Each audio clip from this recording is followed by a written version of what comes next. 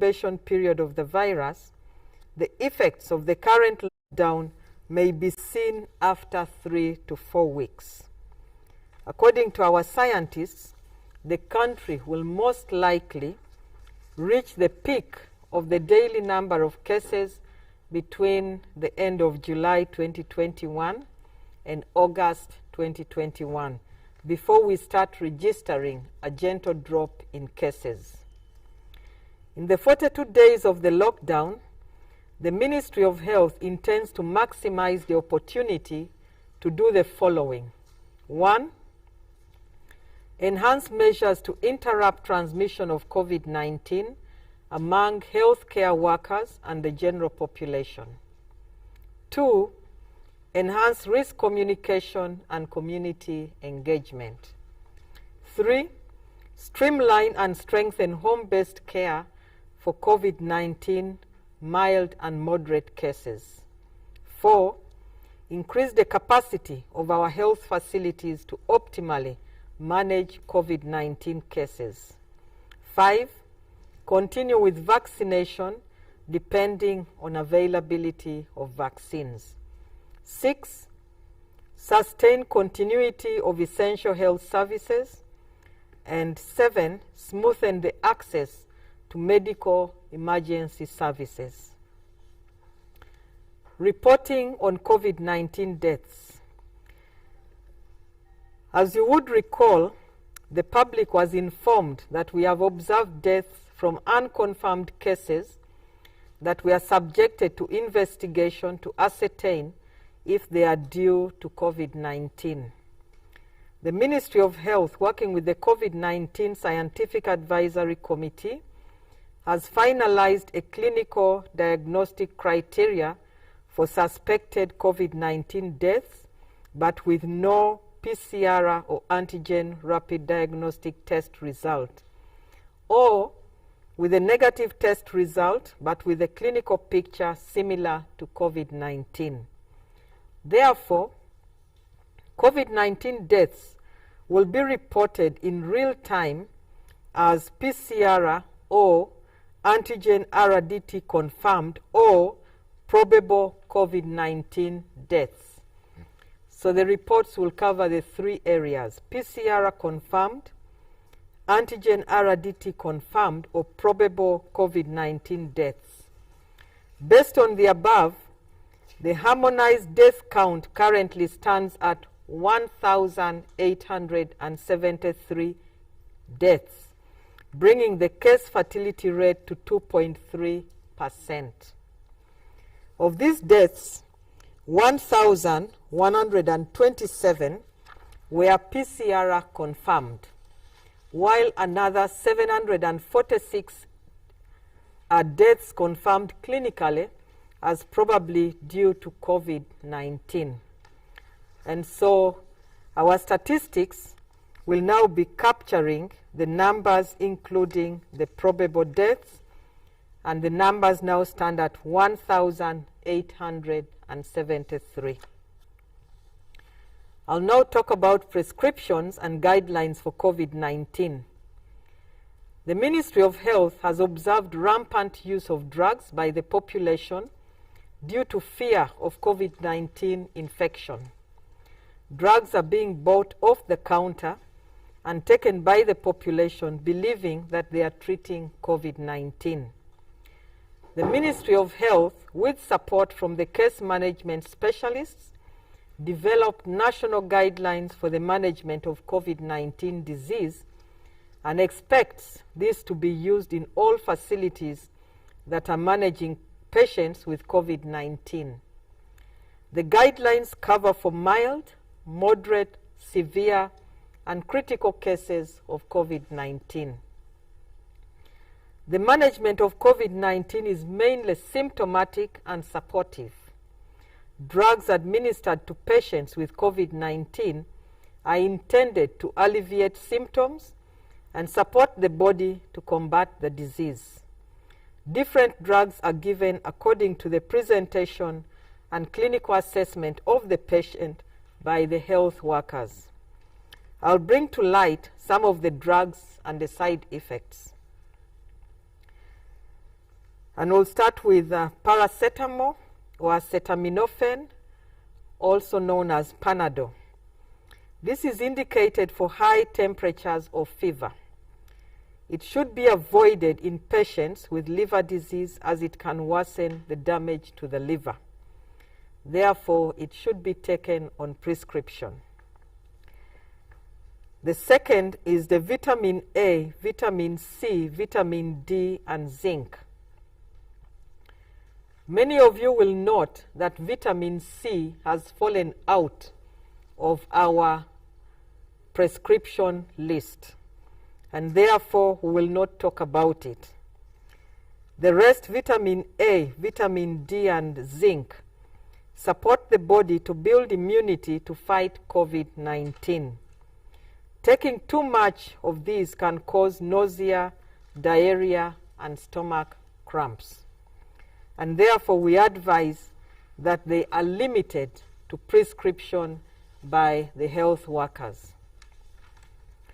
The third is the antibiotics, azithromycin and amoxicillin.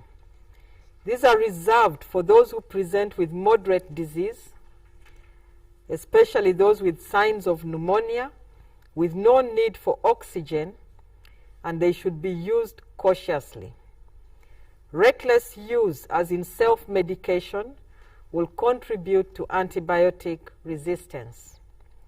Antibiotics have no added advantage on the mild and asymptomatic cases, and the public is requested to desist from procuring these drugs off the counter and taking them without guidance from a medical practitioner. The intravenous or injectable forms of the drugs are indicated for patients with severe disease or critical patients and should only be administered to patients in hospital under the supervision of medical personnel. Steroids, and in this case we are talking about dexamethasone. We have noticed many people who were infected with COVID-19 and have been under home-based care presenting with side effects such as high blood glucose and increase in weight from use of this steroid. Dexamethasone is only indicated in patients with severe COVID-19 and should only be given by a health professional. Prolonged misuse in other cases in the absence of a health worker to monitor the patient may lead to serious skin, brain, and hormonal side effects. Therefore, we caution the public to leave the prescription of this medicine to health workers. Oxygen. The ministry has also observed unregulated use of oxygen at home and in vehicles. Oxygen should only be given to patients admitted to hospitals under the guidance of a professional health worker. Aware that due to fear, many people may have procured pulse oximeters to monitor their oxygen levels, the Ministry of Health advises that COVID-19 patients with blood oxygen levels below 92% should report to hospitals for assessment and further management. Unregulated use of oxygen may cause damage to our lungs, so avoid it. We'll later on speak at length about use of oxygen at home. The next is specialized drugs such as Clexane and others like heparin should be avoided. This is indicated for patients with severe COVID-19 and if misused can cause bleeding which can be deadly. Use of other drugs such as colchicine, remdesivir, ivermectin, and other investigational and repurposed drugs is still under study by the Ugandan scientists. The ministry strongly discourages use of these drugs outside research or investigational settings. We'll now talk about burial of people who have succumbed to COVID-19. The Ministry of Health developed guidelines for handling of bodies of persons that have passed on due to COVID-19 with guidance from the World Health Organization. The guidance outlines the process of safe handling of bodies of persons that have died both at the health facility and in the community. The body of the deceased should be put in a body bag and then placed inside a coffin and handed over to the family members for safe burial. Family members are advised not to tamper with the body bags or desire to touch the body at any time, and strictly adhere to all the COVID-19 standard operating procedures while conducting the burial. As per the President's directives, the general public is reminded to limit burials to only family members, and in any case, not more than 20 people. We'll now talk about expansion of testing capacity by use of COVID-19 antigen RDTs. The Ministry of Health commenced the use of antigen RDTs in November 2020 in 30 priority districts as a pilot to inform the scale-up. Currently, the Ministry of Health has distributed RDTs to all the national referral hospitals, regional referral hospitals, district hospitals, health center 3s and 4s, Uganda Prison Services, isolation centers, and non-traditional treatment facilities like Nambole. Our guidelines require use of the antigen RDTs in patients presenting with COVID-19-like symptoms only. RDTs should not be used for screening of asymptomatic people, so please ensure adherence to these guidelines when using these RDTs. And this information is particularly given to all those who are currently using the RDTs. To scale up testing, we have also initiated outreach testing camps using antigen RDTs to increase access and reduce the volume of samples referred to the central laboratories. In Kampala metropolitan area, 25 sites have been set up, and a similar approach is encouraged in the different districts across the country. So far, only 2 RDT brands have been approved for use in the country, and these include the COVID-19 Abbott PanBio and the Standard Q. So we request all health providers to strictly use these particular brands, which are readily available on the market. They have been validated by our laboratories and allowed for use. So we'll go back to the issue of oxygen needs for the country. The Ministry of Health is aware of the need to scale up access to medical oxygen across the country. Great strides have been made with the establishment of oxygen plants at all the national and regional referral hospitals across the country, whose capacity was adequate for the non-COVID-19 oxygen requirements. The average daily oxygen consumption for the high dependency units and the intensive care unit patients is dictated by delivery pressure and volume. Each COVID-19 patient consumes 4 to 6 cylinders per day, as opposed to 1 to 2 cylinders per day for the non-COVID-19 patients.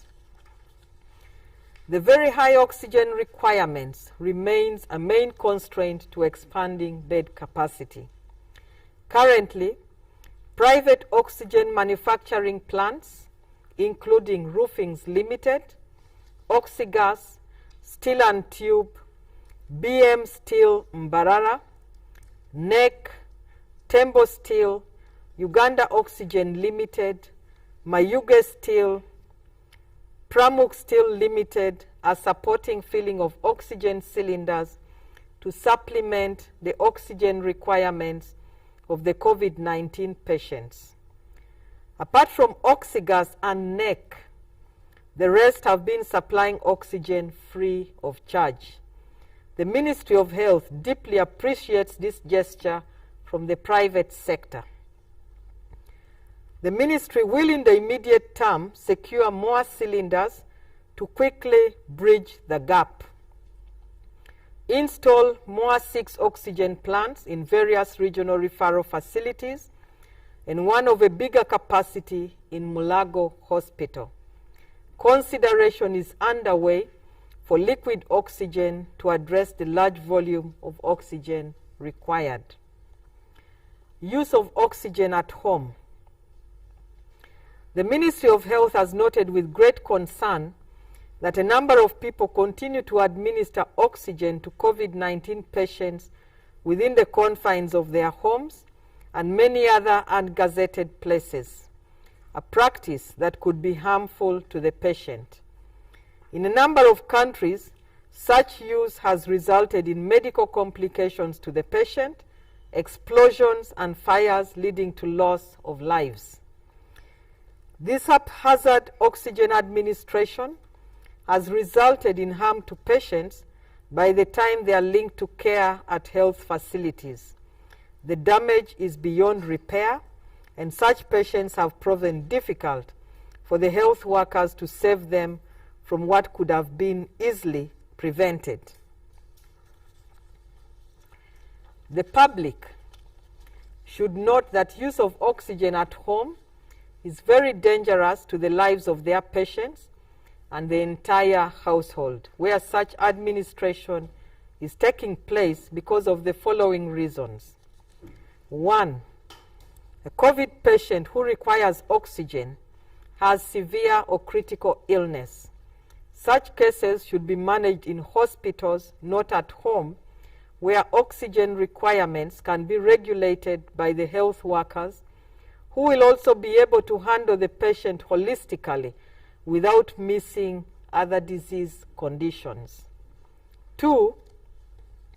Unregulated oxygen may be administered in unnecessary high doses or levels, which is toxic to severe vital body organs such as the brain. 3. Due to lack of proper monitoring, a number of patients are deteriorating because of receiving either lower or higher oxygen doses at different severity levels, as different severity levels may demand. 4. Families may not know whether the oxygen being used is medical grade oxygen or industrial grade oxygen. Industrial grade oxygen is not optimally useful to the patients, and a number of known severe side effects are associated with it. 5. Not every COVID-19 positive patient requires oxygen therapy. And 6. Oxygen is highly flammable. Its improper use and management can cause dangerous fires to the household and the entire community. Oxygen is one of the Class A medical supply items that should only be used after proper prescription by qualified medical personnel, and its use should at all times be monitored and regulated by a trained health worker. We'll now move to COVID-19 vaccination and commencement of the second dose. Uganda received an additional 175,200 doses of the AstraZeneca COVID-19 vaccine from the COVAX facility on the 16th of June 2021. These doses were received under a dose-sharing arrangement from the Republic of France. This additional boost is to ensure that all health workers and those eligible for their second dose of the vaccine get vaccinated. Vaccination commenced on Monday, 28th June 2021, at selected vaccination points in the country. To date, a total of 861,645 people have received the first dose of the AstraZeneca vaccine, while 129,259 people have received their second dose of the vaccine. This means we have vaccinated over 1 million people. Update on the expected procurement and distribution of COVID-19 vaccines. Uganda will access more COVID-19 vaccines as follows. A total of 285,600 vaccines is expected this month under the dose sharing arrangement through the COVAX facility. This will further boost our vaccination program. The fourth consignment of AstraZeneca vaccine from the COVAX facility of 688,800 doses is expected to be delivered in August 2021. A donation of 300,000 doses of the Sinovac vaccine from the People's Republic of China is expected this month, July. The Ministry of Health has concluded the initial legal requirements to procure 2 million doses of the Johnson & Johnson vaccine through the Afrexim Bank and the African Union, and the process is ongoing to conclude. Legal requirements to procure 9 million doses of vaccines through the COVAX facility under the cost-sharing framework have been concluded, and funds have been remitted for this. So we await a feedback on when we can receive the 9 million doses from the COVAX facility. The Ministry of Health is also at different stages of engagement to acquire vaccines from Cuba, Russia, China, and the United Kingdom besides the COVAX facility. I'll now talk about breakthrough infections following vaccination. The Ministry of Health, as part of monitoring of the vaccine efficacy, is collecting information on infections that may occur in vaccinated people. A team of experts analyzed data of hospitalized COVID-19 cases in Mulago and Entebbe hospitals from the 15th to the 21st of June 2021 to understand the effect of the COVID-19 vaccination on the outcomes of patients with COVID-19. The team investigated data from 200 patients in the current wave, and it showed that 11 patients out of the 200 had received at least one dose of the AstraZeneca vaccine, and the majority, that is 189, had not received any vaccination by the time of admission. Preliminary investigations showed that no hospitalized persons were fully vaccinated at the time of illness. Therefore, there is no current evidence to support the allegations that fully vaccinated persons have acquired severe infection and died in Uganda. This study is still continuing. Management of COVID-19 patients in private health facilities. With the increasing numbers of severe and critically ill patients, there is a strain on bed availability in all the public treatment facilities. The public treatment facilities are full, and therefore patients end up in private facilities. The Ministry of Health has engaged the owners of the private health facilities and reviewed the cost drivers of treatment in order to reduce the costs. The following resolutions were arrived at. 1. The private health facilities should adhere to the COVID-19 treatment guidelines provided by the Ministry of Health. 2, regular quality assurance audits will be carried out by the Uganda Medical Dental Practitioners Council and Ministry of Health in conjunction with the private sector. And 3, government will explore the possibilities of supporting supply of oxygen to the private sector.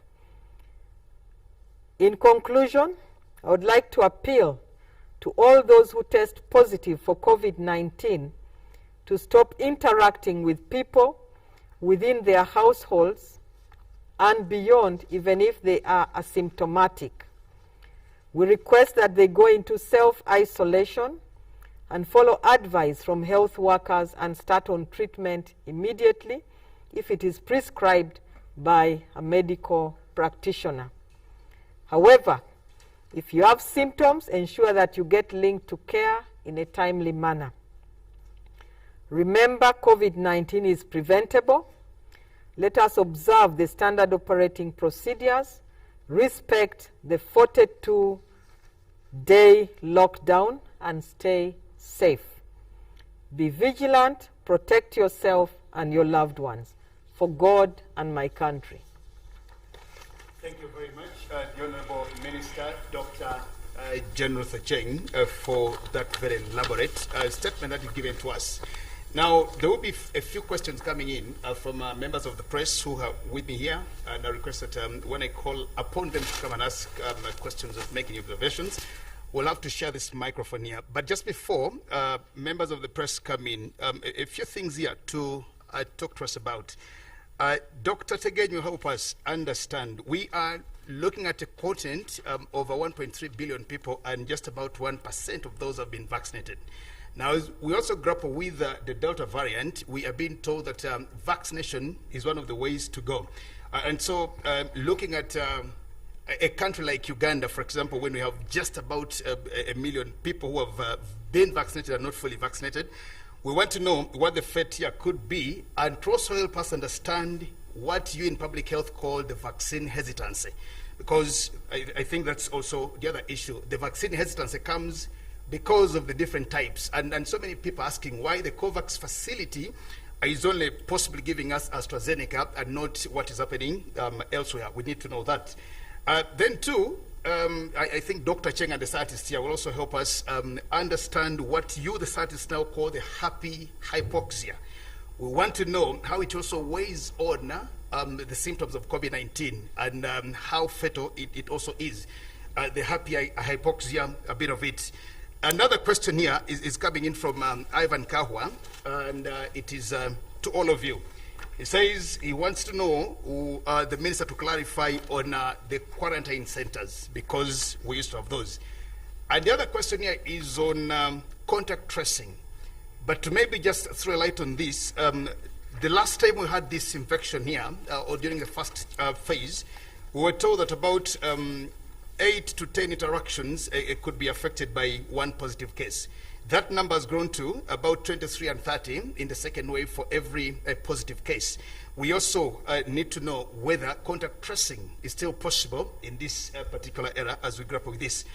And then maybe another question from the public here is about the exorbitant costs of treatment by the private facilities. Yes, Honourable Minister, you've talked about these 3 resolutions, but we also request that because the Executive Director of the Uganda Healthcare Federation, Grace Salichiwanuka, is here, I think she'll also help us understand why private facilities are charging exorbitantly. I will now request members of the press who are here, and you have a question or two, to the Minister and the scientists here, before let them respond, and before we close this down. Anybody with a question? Yes, come tell us your name, your media house that you're representing, and I think it just would be good to make the question short, and if possible, one question would be good for all of us. Welcome. Thank you. My name is Edward. Oh, thank you. My name is Edward Muhumza. I work for NTV. Please allow me have 2 questions because I had. Okay, thank you. Honourable Minister, my first question is: you've mentioned the list the plans of acquiring more vaccines, but perhaps we need clarification on the information going on, especially about these vaccines across the globe. You've mentioned one of them is from Sinovac, China, and you have these, tabloids writing that there are certain vaccines, including AstraZeneca, where people who have taken those jabs won't be recognized as vaccinated. For example, in the US. So what is the future of someone in Uganda who is preparing to take that vaccine? Secondly, I'll speak as someone who has contracted COVID-19 and went to medical facilities. You talked about someone getting COVID-19 and not panicking, seeking medical help as soon as possible. But is that medical help there? I've been to hospitals and I felt as though I'm being ostracized by a doctor who is supposed to give me hope of healing. And I think this is going on in many facilities. So what is the capacity in these hospitals to mentally prepare these people who have contracted COVID-19 to know that they can actually heal, instead of being ostracized to think, because I was treated at some point as a leper? I hope I'm clear. Thank you. Thank you, Muhumza from NTV. We really thank you very much. Another question here has come in from the public, and they quote you, Honorable Dr. General Acheng.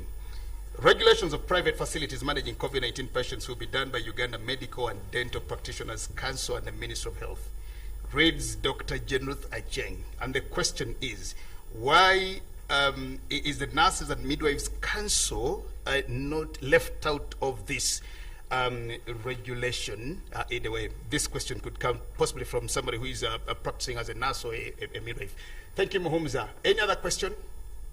Any other person with a question out there? Yes, Walter. Karibu.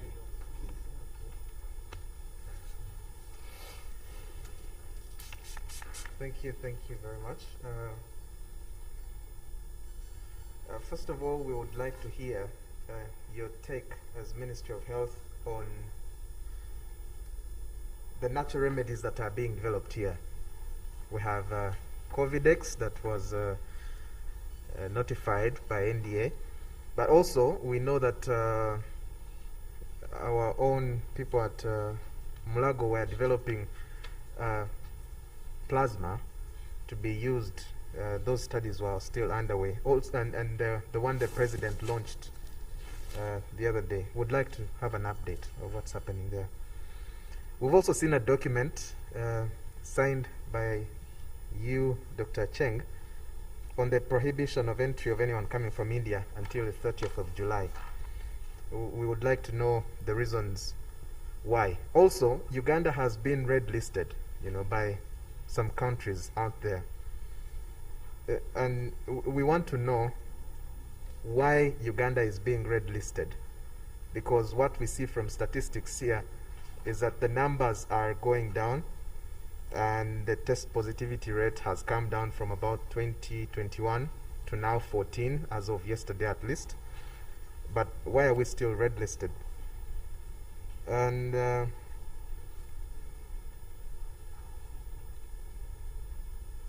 I'll ask the rest later. Thank you. Thank you very much, Walter Mwesige from NTV. Any other person with a question out there? I don't know whether Aineviona here has some questions from social media or coming in through. But the other issue, Dr. Cheng, that I also would love you to respond to is the psychosocial therapy to the frontline workers. Because when you look at what is happening in our different CTUs across the country, you notice that the number or the ratio of patients to a nurse or an attendant is also overwhelming, and these people seem to be working for several hours. We also need to know how you will manage this, the psychosocial therapy of frontline workers who also seem to be grappling with this. Emma, come and read a few of those questions that you have, and I will let the Minister and the others respond. Thank you very much. There are some few questions that have come through our official social media channels. One is asking, why are fully vaccinated people falling sick due to COVID and some even dying? Do we need to check before getting vaccinated, to test before getting vaccinated? Another question is, if I have recovered from COVID-19 2 weeks ago, can I get my second shot of the vaccine? Will the second dose be effective when it takes more than 13 weeks without receiving it? Does the vaccine react to any other medications? If yes, which medicines? Now that children below 18 years are also getting infected and actually dying during this wave, will children get vaccinated? Is it true that the vaccine has magnetic elements as recited by clips making rounds on social media? There's one from Nicholas Mwanje, says, thank you, Ministry of Health. Please provide an update on the government plan and the commitment to procure PPEs for health work protection and also relieve the private sector. What quantities are in the pipeline? Thank you. Those are the questions coming from online. Well, thank you very much, Emma, from the Ministry of Health. Dr. Jane Ruth Acheng, I will now request that I think Dr. Wayengera is here. He would help me apportion these questions. But before Dr. Wayengera comes on, I have, I think, another last round of questions as Dr. Misak prepares to apportion the questions to those who will respond to them. You're welcome. Zahara Namali is my name. Two questions. One, we are seeing so many health workers dying due to COVID-19. Some are aged, and there are requests from the public. Is there something the ministry can do to maybe regulate or advise on which health workers can go in, so some of them to remain home, because we are ending up losing key medics?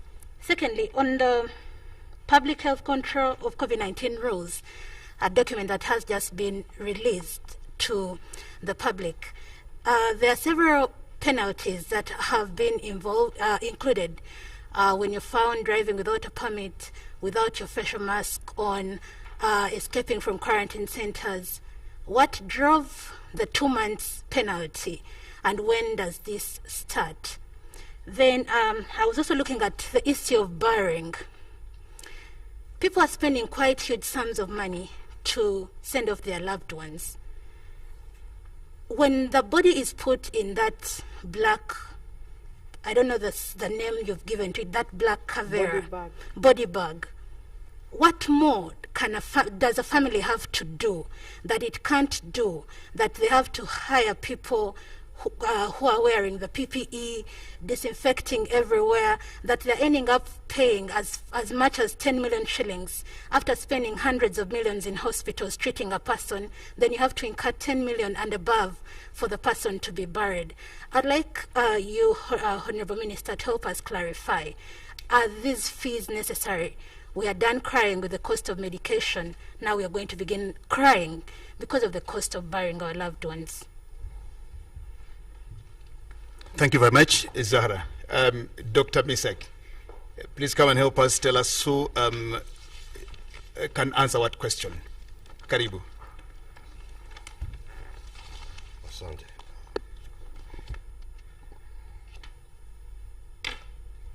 Okay, we have several questions here that I think what I will do is I will answer some and then I will direct some to the experts that are here, and then the rest will go back to the Honorable Minister as well as the leadership of the Ministry of Health. Jagenda, you asked several questions, including the issue of Africa having a population of 1.3 billion, and we only have, I think, 0.1% vaccinated. What is driving the Estance and the Delta WR, I think, and the issue of the efficacy of the vaccines in context of the Delta variant. WR, you will take on that. Happy hypoxia is a situation where normally what happens is that your brain, when, for example, you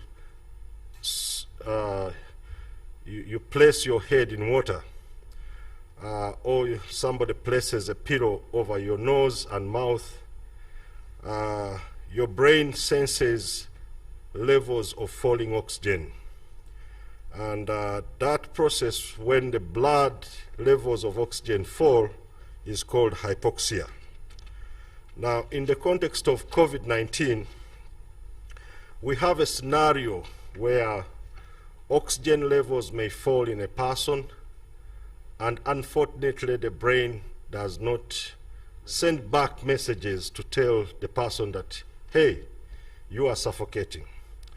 As a result of that, the responses that are supposed to issue from this falling blood oxygen saturation are not triggered, including gasping for air and breathing faster. So this scenario is what we call happy hypoxia, and it is why as one of the important gadgets that we recommend for home care, people having a pulse oximeter to be able to measure the oxygen levels in their blood. The levels below 92, as the Honorable Minister has indicated, should translate into visiting a hospital.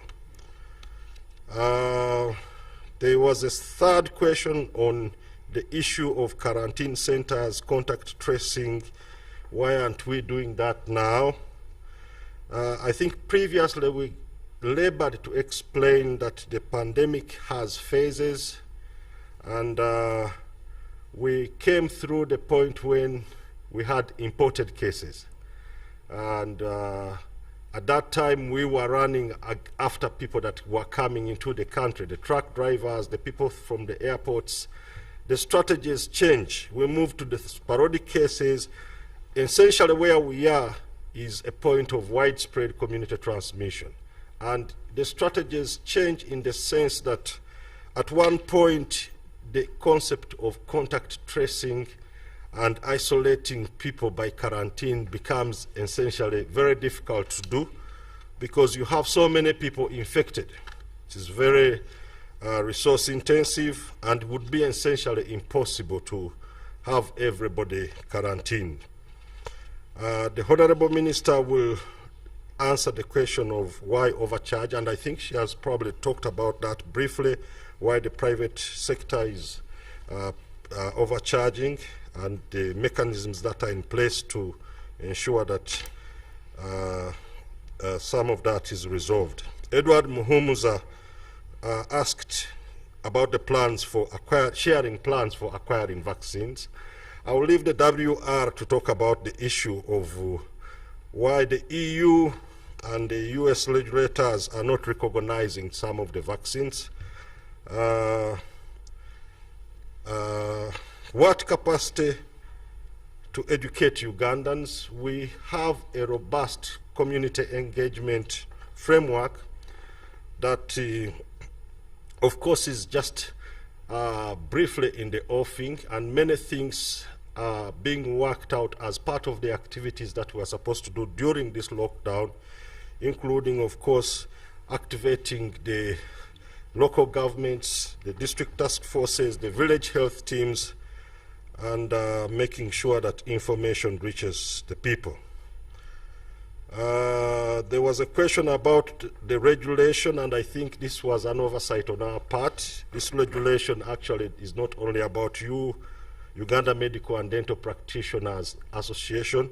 Other associations will also be involved, including the Nurses Association and the Association for the Pharmacists. Walter Mwesigwa asked about the natural remedies. We previously issued a press statement on the clinical trial that was done for convalescent plasma, and we didn't find that convalescent plasma is beneficial, and this was consistent to the studies that have been done elsewhere, and so we have not adopted that as a routine approach. About the natural remedies, Covidex, the Covidex is still undergoing clinical testing. What the NDA did was to give emergency use licensure.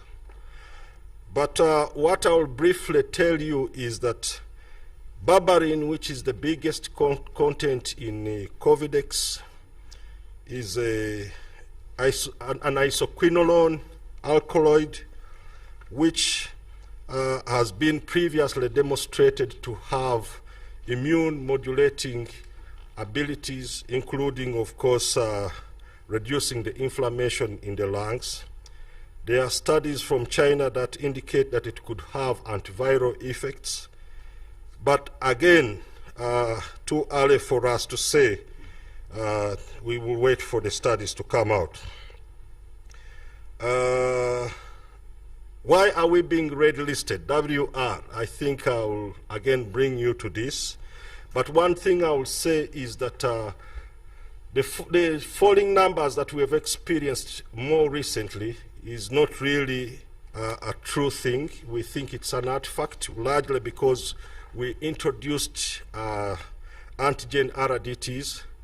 And at the time we introduced antigen RDTs, we had not fully adapted our RDS, or the result data system, to be able to capture the antigen tests.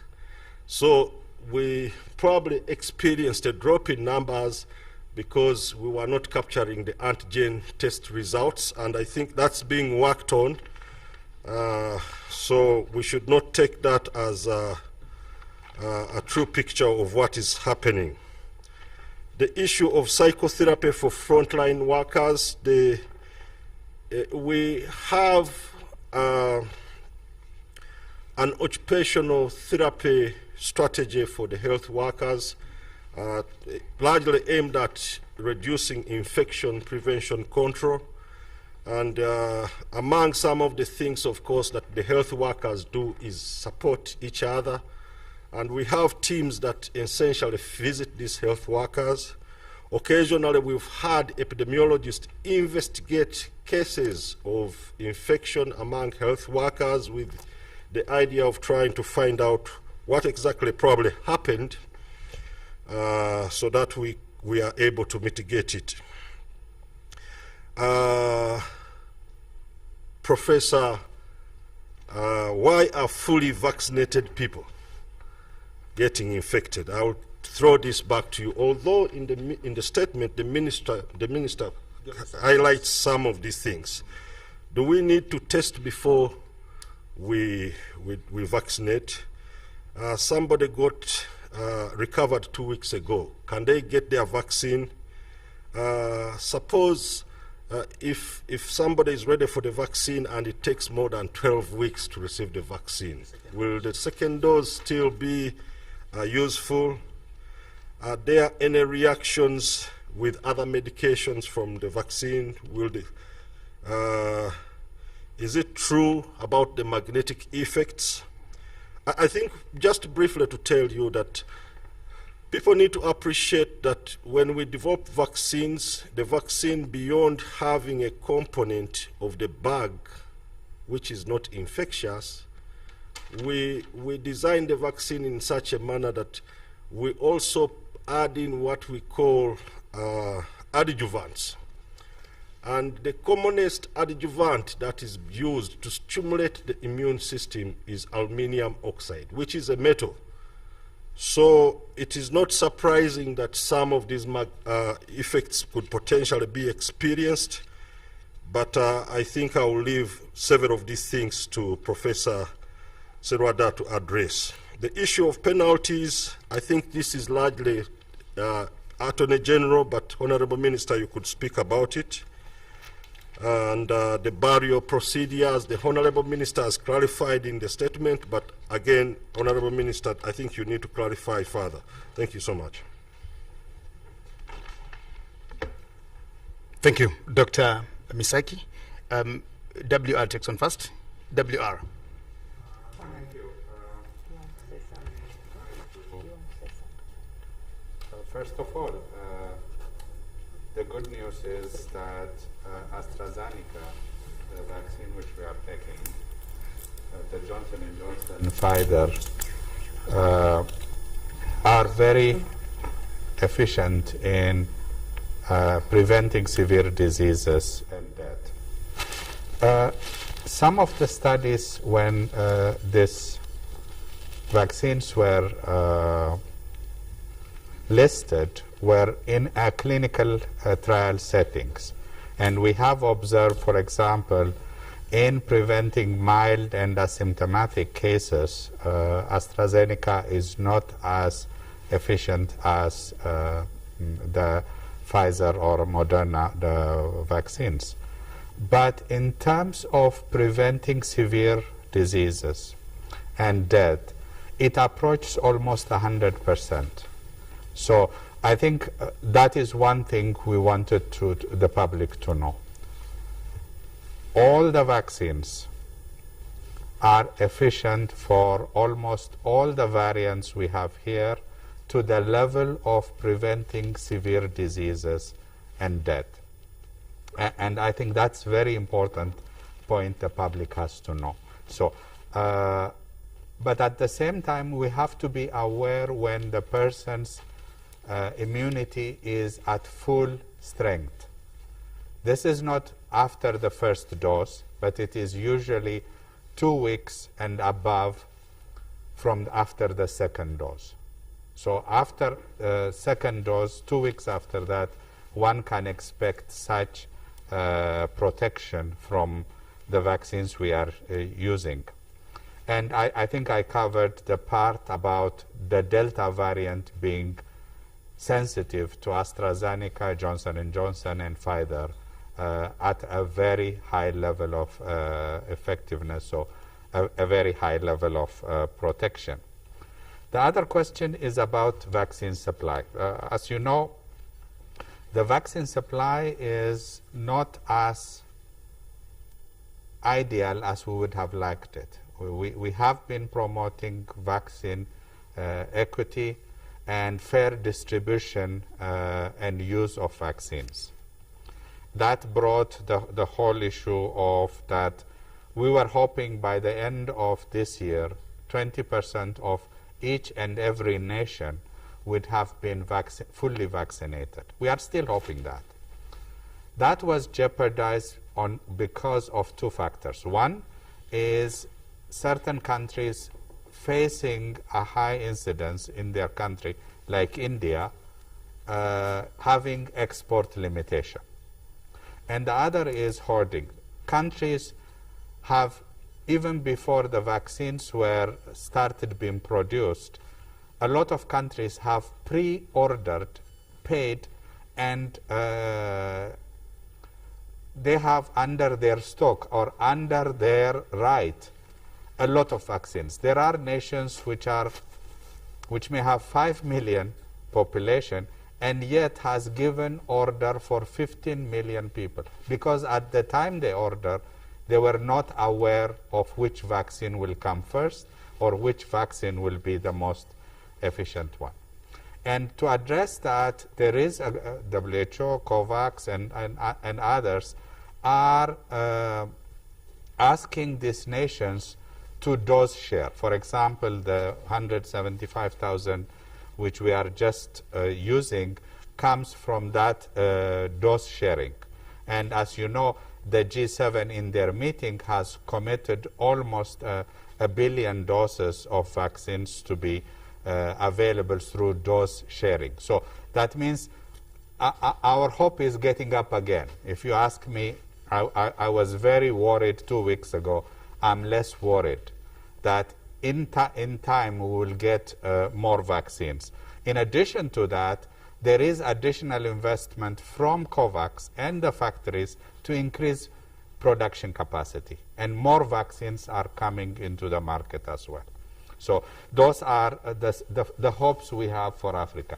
Yes, it is not fair for the world, the rest of the world, to reach 20, 30, even 70% of their population covered by vaccines fully protected, while African countries are receiving a single-digit proportion of their vulnerable population vaccinated. So we should all push for these countries to share their doses so that vaccine inequality is addressed. You also brought the issue of vaccine certificate by some of the countries. WHO does not promote vaccine certificates because they put people into a disadvantage for traveling. So although we understand some governments and some bodies will implement vaccine certificates, to do that, different countries have different procedures. The European Union has the procedure that they will, they have issued a vaccine certificate based on the vaccines they have analyzed. But in that analysis, they also mentioned, they recognized the emergency use licensing which was given by WHO, but left the implementation to the individual member states. And some member states have taken that in its literal meaning and has not included the COVAX facility approved AstraZeneca produced in Serum Institute of India or other vaccines into this. We are working with the European Union, our European office, and you might have seen a joint communique by COVAX partners which has emphasized the need of mutual recognition of vaccine certificates. So we are working on that, and we hope in the next week or so this will be resolved. I think those are okay. Why are countries red listing Uganda? I think every country has its own analysis. For example, we said we have prior country category 1 and category 2 on our analysis. What COVID is putting is that not only every individual, not only every community, every nation to analyze its risks and decide on the risks. But the best way of resolving this issue is transparency and making your data available. So when another nation knows that you are transparent and you have your data, you have a reliable system, then they would rely on that data and then make sure that they accept or not. But this is a dynamic process, but also it also matters on developing a mutual trust and a solidarity. I think those are the major issues which were addressed, but if needed, I'll come on other issues. Okay, thank you very much. Professor Seradda. Thank you very much, listeners. There were several questions addressed to me, and I'll bear with going through them. The first question was, why are fully vaccinated people sick due to COVID? That is an impression that I also get to hear. But the minister has, in his report, status report, indicated a small study that was carried out on 200 people who are admitted. And it did find that actually there were no cases that are fully vaccinated, hospitalized. Admittedly, it was a small study. And there were only 5% who had just one first dose. Now, a fully vaccinated person is really defined as an individual who has got 2 doses of the vaccine after 14 days of those 2 doses. Because the vaccine after the second dose takes some time, takes about 2 weeks to be fully, impart the full benefit of the vaccination. Fully vaccinated people, breakthrough infection after fully vaccinated is very rare. And that is why actually there were no cases probably found. But they do occur, so they are there. And that is fairly true of any vaccine, because not all vaccines are 100% effective, and therefore, in this case, effective in preventing severe disease. So there's an expectation that there are going to be some very few people, very rare few people, who will be fully vaccinated and will have it. But still, it is much better to have a fully vaccinated and try to reduce the number of people who have a full-blown severe illnesses. And it is also still true that even if you have got your first dose, you still will have some protection. Not as much as a fully dose, but you are much better off as an individual who is actually not vaccinated. This is why in this study, only 5% of those who have had their first dose, not 20, not 30, are actually hospitalized. So we think that these are fairly, very efficacious vaccine to protect you against severe disease. The other question was that why is it that do we need to test, do we need to check for COVID-19 before we get a vaccine?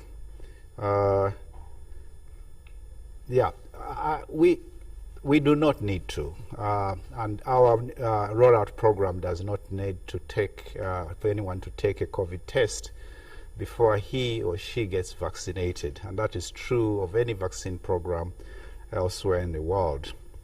And somebody also wanted to know if you have recovered from COVID-19 2 weeks ago, I think that was the question, can I get the second dose of the vaccine? When you have had a COVID infection, we usually recommend to wait. There are various recommendations, but we tend to recommend at least after 90 days from the COVID infection to get a second dose. Yes, you have to get a second dose, but because you still have antibodies from your first infection, the take of the vaccine immediately, if you take it immediately, may not be as strong. It may not give you as strong a reaction as when you wait several days or several weeks before you take a second dose. But you still need to have a second dose in order to be fully, really covered. And the reason why you need a second dose is because the infection you have got, we are not too sure it has stimulated the body enough to give you a good boost of antibodies to protect you moving forward. So that's why we err on giving you a second dose to really stimulate the immune system to give you the full protection that you need. The other question is that do you need, if you second dose, can a second dose still be effective after 13 weeks? I think that was the question. 13 weeks, because we have always recommended we should give a second dose in the window between 8 and 12. The later the better, because we do know, especially studies that have come from UK, that the later, meaning towards 12 weeks, you get a much stronger immune response. But interestingly, 2 weeks ago there was a study that was published, not very published, that showed that actually 14 to 15 weeks you can even get a stronger immune response on your second boost. So yes, after 14 weeks, you still can. Studies are still undergoing even how far out you can go. People have been immunized after 20 weeks, and they have shown very good immune response to the second boost. So please, if you have not within the 12 weeks, it's not late for you. In fact, I just read one study which immunized after 30 weeks, and they got a very good immune response. We don't know when, after how long you need to restart, but at the moment, we indicate that please get your second dose, irrespective of how far out you have been. I think those were my... Oh, the question of drug interaction. There was a question of vaccine and vaccine-drug interaction. This is a question that I actually personally get from time to time. How, you know, what are the drug interactions between the say AstraZeneca and when you read out the insert of AstraZeneca, actually on the section of drug interaction, remember this is a vaccine that has just been licensed for use somewhere in December last year to January this year. So the full-blown interactions between the vaccine and others is not very well understood. And therefore, this is still observation that is in progress in trying to find the full range of interaction. However, always there are patients who are immunosuppressed. For example, they are on immunosuppressive treatment, and they always are they have been very reluctant about this COVID vaccine. But so far, we do not have any reasons why not to give people who are on immunosuppression to vaccines, to this AstraZeneca vaccine. So the full-blown extent of what are the drug interaction is not fully well studied, but this is an ongoing experience. Suffice to say that probably at this point in time, we have not seen any serious drug interaction between AstraZeneca vaccine to warrant a contraindication. Thank you very much. Thank you so much, Professor Serwadam. We'll have yes. Dr. Grace Ali talk about the Grace will private come and talk sector. to us, and of course, thereafter, we'll also receive the Honorable Minister Kawoya here. But there's a question which is specifically to you, Honorable Kawoya. What will the Ministry of Health do to frontliners' families, whereby they are the breadwinners, and besides calling them heroes, they've also died on duty, and they just want to know whether there's any compensation package to their families and for their families. And this was a follow-up to you from the public here to Professor Serwadam, still on the same, and somebody saying if they must travel to Europe, even after so many weeks after getting the second jab of Astra, can they go for another vaccine that is acceptable in Europe? That's if they must travel. So many weeks later, they had their second dose, and they now want to get either J&J or Pfizer or anything. Can they do that? Okay. Is it okay? Grace, please come and respond to the issues of the private health facilities here, and we'll also receive Minister Kawoya to talk to us before Minister Cheng closes down.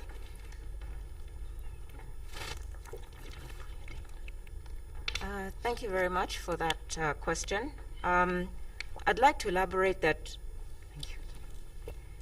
critical care was expensive even before the pandemic, not only in Uganda, but across East Africa and worldwide, because of the nature of the care given in these units. The pandemic has amplified this, and even our sister federations in Kenya, Tanzania, and Rwanda, who, like Uganda Healthcare Federation, bring together the private sector, report the same challenge on these costs. What I'd also like to mention that now the core of our discussion with the Ministry of Health has been these cost drivers of the treatment that is being given. We've done analysis and found that up to almost 45% of these costs are driven by PPE, oxygen, and medications. This is being combined with the number of days admitted in ICU. Prior to the pandemic, on average, people were in ICU for between 3 to 7 days. But with the pandemic, we're seeing on average between 10 to 20 days. And so that is in itself driving up the cost. As the Honorable Minister highlighted, one intervention we've zoned in on with the Ministry of Health is support with free oxygen. We will continue to discuss with the ministry ways in which we can continue to manage these costs. This is work in progress, but we'll continue to dialogue. Thank you. Thank you, Grace. Well, thank you very much. Grace, the Executive Director of the Uganda Health Care Federation. Professor Serodda, respond to that before Minister Kawe comes in. Oh, this is to do with the question, if you're fully vaccinated, Yes. say from Uganda with AstraZeneca, Yes. and then you go to Many months say later, Europe you want to go to Europe. and the US, and you want to get another vaccine. I can tell you from personal experience, my wife tried to do the same thing. No, actually, if you're fully vaccinated, say with AstraZeneca, you do not need to go and get a third vaccine from either Pfizer or Moderna. She was completely refused to get. You are fully vaccinated, you are good to go, you don't need to go to get another third, fourth. However, some people can mix. There are some studies now that have shown that if you had the first dose, that is AstraZeneca, and for some reason you want to get Pfizer or Moderna, you can actually do that on your second dose. There are studies that have shown AstraZeneca first, Pfizer second, you get a very good immune response. But the difference between those who get second and dose AstraZeneca, first and second AstraZeneca, and between those who get AstraZeneca and Pfizer, although there is a difference, it's not statistically different in terms of the overall immune response you get. So no, don't bother getting another dose if you're fully vaccinated. AstraZeneca works perfectly well, and it does induce a very good immune response. Thank you. Thank you so much. Honorable Minister Kawe. Thank you so much, our listeners. And I would like to, first of all, appreciate my senior minister for having come out timely to update the nation, our listeners, about the update of the COVID-19. At the same time, I want to appreciate all our expert responses, which have been timely, and they have shared out. And I want to once again to appreciate our citizens, our communities, during this critical time that we are in as a country, especially at this second wave of COVID. Before I move on to one area which the minister will respond to, this is about the penalties. I'll also touch on it briefly. But to go to the question of, I do appreciate the person who has put up this question about the frontliners and what government or the ministry has as compensation package, the families, as a for those compensation who've died. packet. We are all aware that under our labor laws, we have what is known as compensation package. So the ministry, working together with our other line ministries, that is the Ministry of Labor, Gender, and Social Development, our Attorney General, this is very clearly spelled out. But we do appreciate that, again, it is under our ministry to work together to ensure that we harmonize and ensure that these who are affected get their due attention, and then their issues are addressed. That is what I can say. We have our compensation laws, the procedures that we go through. At the same time, there is a network. All ministries are under the same sectors. They work together. They do coordinate together to ensure that they look at such issues. And to the listener, they can go to our Ministry of Gender and Labor, they can go to our Ministry of Justice, they can come to us so that we give them guidance and how to go about it. One person asked, and I think is my sister, that the penalties. My take to that, listeners, this is really a misconception where most people think that is a punishment.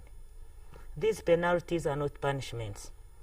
In one way is to instill attitude change. That's the moment that you know that if I don't do this, if I don't observe these SOPs, this will happen. Now, to ensure that this does not happen and I'm fined for it, I must do this. That is it. It's a way really to take you that if you say I'm supposed to drive on the right, and if I drive on the left, there will be a penalty. So what do?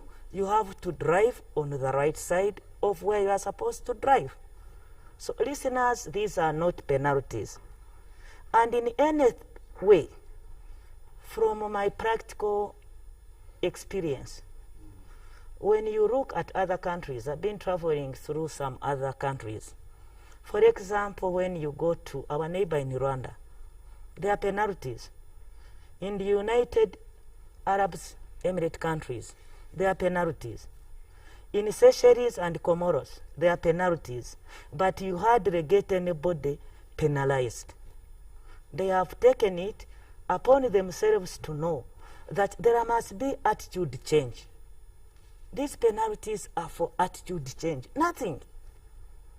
The minister has said, our experts have said, yes, we are in a second wave. And this second wave have come up at this time. And I do want to appreciate our communities, our citizens. They are now appreciating that this COVID is for real, which was not in the first wave. Now, if it is for real, and they now are aware it can be managed and prevented. First time they did not know, they were saying it is not there. In these countries I have said, it is an obligation for every citizen to wear a mask. There is no policing. Everybody is the police of him or herself or the neighbor. What is this? Attitude change. That you can't walk out of your house without a mask. So why should you go to a market and you find policemen and women are beating you to wear a mask? Attitude change. And this is what we are emphasizing on as the ministry, as a government. Number 2, awareness. Everybody now is aware that this COVID is there. It can be managed. In the minister's update statement, she has said, however, everybody is becoming a doctor. Yes, that is awareness. So everybody is trying to see how do we. But she has gone further to say, in this being a self-doctor, it's again dangerous. So that is another way where we should go and explain more. What I'm seeing again on this, the communities are aware and very much aware. Therefore, there is now a more move towards timely information sharing and dissemination that is going back to each and every person. So to me is that these penalties are there just to say, if you don't drive on the right and you drive on the left, this is what will happen. So to avoid that, this is what we shall do. And all other these countries, they don't have policemen. They don't have anybody. Everyone, you get out of your home, there is a mask. Even when you are traveling on the streets in Komoro, you have to travel leaving that, keep the meter. You can't, if you overpass, you must overpass to ensure somebody is behind you. If you are following them, you must leave a distance. So I think we have to work so much and appreciate that there must be attitude change. Now, another issue I want to touch on briefly is the home-based care. Somebody asked about it. One of my facilities worked as an isolation center, and I would pass around for free. It was a nursing school. But a home-based care is better than taking a patient to the center.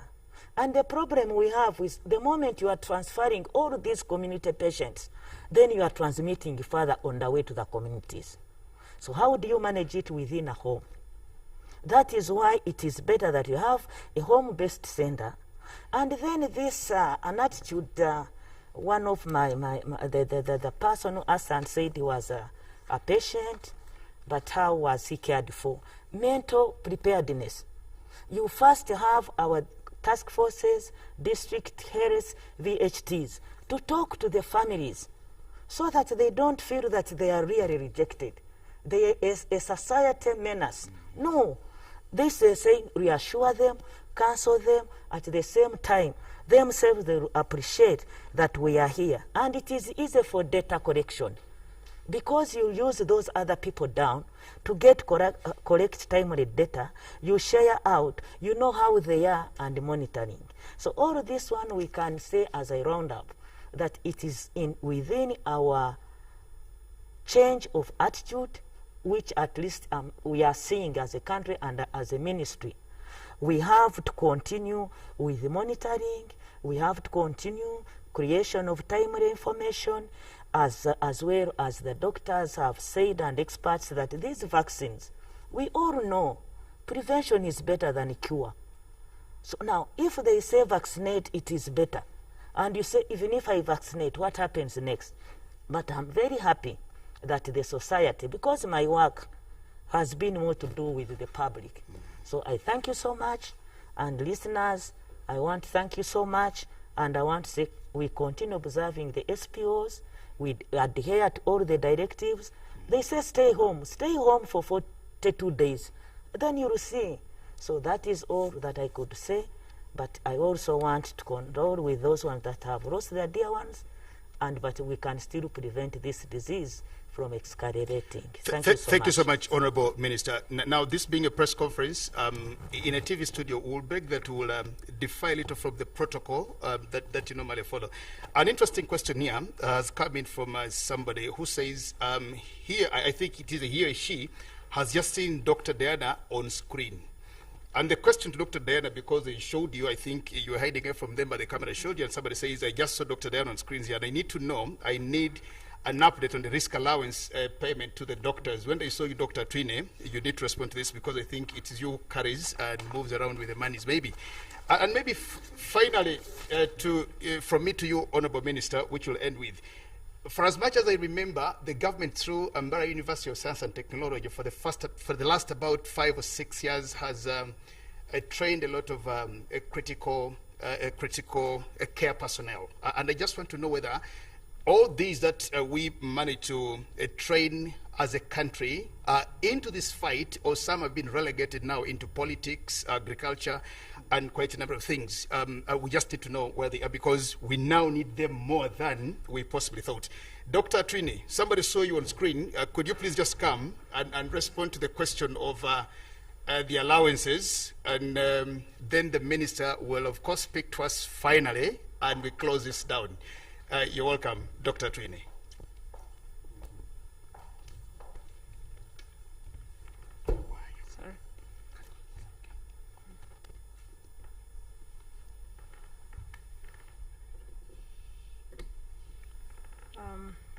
Thank you. The payment of risk allowance has been made and it is still continuing. This is a continuous process, so it's not an event. It is a continuous process. So we are continuing to pay. Even those that have not yet received the one for June, it will come. So they shouldn't worry. Government does not cheat. It can only delay, but it does not cheat. So that's just an assurance. Our PR asked me about to talk about that. Someone was asking him about the pickups, the donations. Yes. We received about 29.6 billion in donations. I remember last time when we were here, we talked about it, but I'm assuming that people have forgotten. Let me repeat. About 29.6 billion was collected in donations, and of that, 23 billion went to purchase the pickups, As I talk now, half of the pickups procured are in the country. They are at Toyota. But we cannot pick only those. We have to wait until entire number of pickups are all here, registered, and released to us. The other money was supposed to do renovation, construction of blood bank in Soroti. Our engineers have gone ahead to do the site inspection. They have done the designs. Remember, this money came to us in April. It first went to consolidated account because that's how the legal requirement is. It goes to consolidated account, then we went to Parliament to get it through supplementary budget.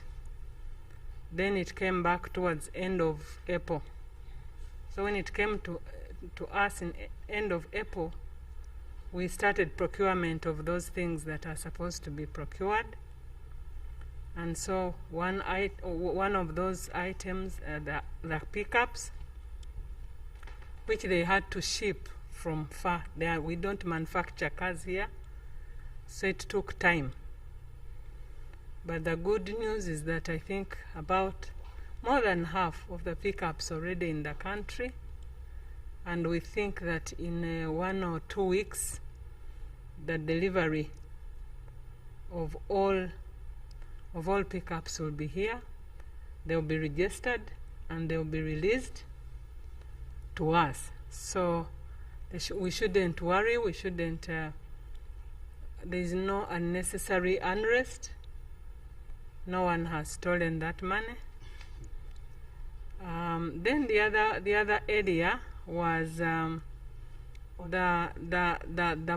they were supposed to construct the houses at the border points. Remember that time when we had a problem of truck drivers, and our workers were hiring hotels for them. It was very, very expensive to keep them in hotels. So when there was this need and the private sector contributed to this, the decision was made that we do something tangible, permanent, that is not consumptive. Because if you put in test kit, if you put in other things, you use it and you'll not have something to remember about the contribution of the private sector. So because of that, that's why we chose to get something tangible. So one of them are the staff houses at the border points. We chose 2 border points. And the engagement started to secure land from the local government. Unfortunately, this process has taken so long as we are negotiating with the local government to identify for us a suitable place, because also the port health, to construct some infrastructure, the border is very important, because we don't build for today, we build also for tomorrow, even the subsequent epidemics. But also it is also our obligation as the regional country in the region, through the Joint Commission in the East Africa, we committed that we shall put infrastructure at the border points and put port health, proper functional port health. So this was in line with what was our plan. So when we delayed to get the land, and because of now the urgent need to expand bed capacity, and we have our isolation center in Entebbe, which we have completed, but we don't have staff houses, they are not there. So we made a decision that after all these are staff houses, and these are prefabricated houses. You lift and place them somewhere and immediately start using them. So today we are at the isolation center to see how ready we are because we want to make sure that we are not taken by surprise. Should these numbers continue escalating, we need to have extra capacity. So therefore, some of those staff houses on one border point, we are going to reallocate them to the Entebbe Isolation Center so that immediately we have where our staff can be when they are taking care of COVID patients. And these are permanent structures, so still that will be a symbol and the remembrance of those private sector contributions. So it is. I just want to allay the anxiety of all Ugandans. You don't have to worry. You don't have to be, to think twice that the money was lost. No, it is not lost. So that's it. Thank you very much. Thank you very much. Thank you very much, Dr. Twine. You've elaborated on that. We thank you so much for your indulgence. On our protocol breaches, Honorable Minister, please now come in, and in the next few minutes, we'll close this down, having heard from you. Thank you very much, Mr. Jagenda. All the questions have been responded to, so I will only comment on probably two. We'll begin with the critical care personnel trained, and where are they? All these critical care personnel are with us. We must take note that we are not only responding to COVID, we also have essential services to provide. And so the health workers continue to provide essential services. There are many people that we have taken on contract to support the COVID response, and this recruitment continues, including some that are supported through the World Health Organization. There was a question about health worker infections and health workers dying due to COVID-19, and some are old. Allow me to state here very clearly that we have not lost any health worker from the isolation facilities. The health workers that we have lost have been health workers giving care to patients but not in the isolation facilities. That only goes to tell you clearly that we are all vulnerable, especially the health workers giving care or giving essential services. And therefore, they also need to take care, and recently the DG wrote a circular advising that health workers should double mask. And I do hope that they are following on this. Obviously, we only accept those who have been trained and retrained into the isolation facilities, and they continue to work in shifts. Regarding burials, I think I went through this very clearly in my statement and previously. We have clearly said that there is no more need to use burial teams to bury people who have succumbed to COVID, and therefore the population should not be spending resources on burial teams. Once a body is already in a burial bag, it is handed over to the families to bury safely.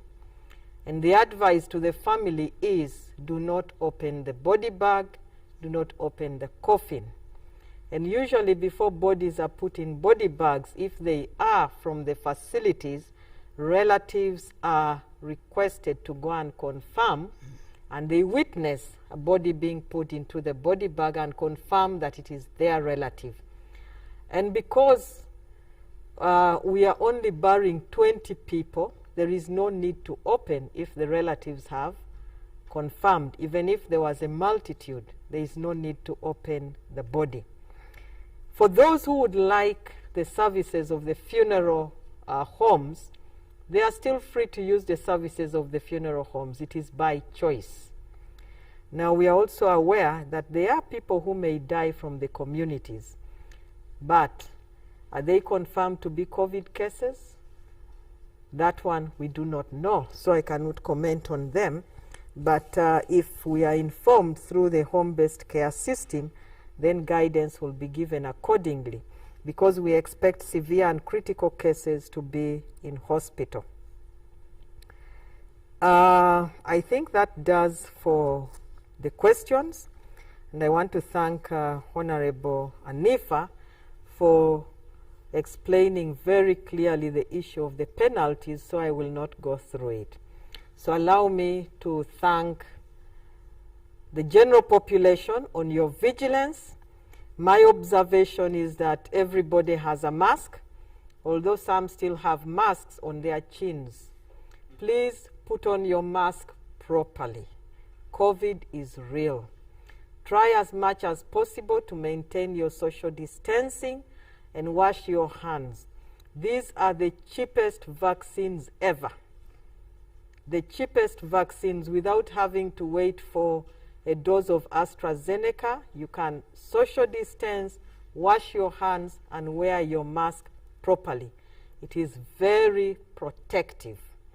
And again, please observe the 42 days lockdown to give us opportunity to assess the current resurgency and report to you accordingly on the impact that we have had during these 42 days as we give space to the health workers to continue with the fight against COVID-19. Thank you very much, and God bless you. Thank you very much, the Honourable Minister. Thank you very much, all of you panelists. Thank you so much, a team of experts.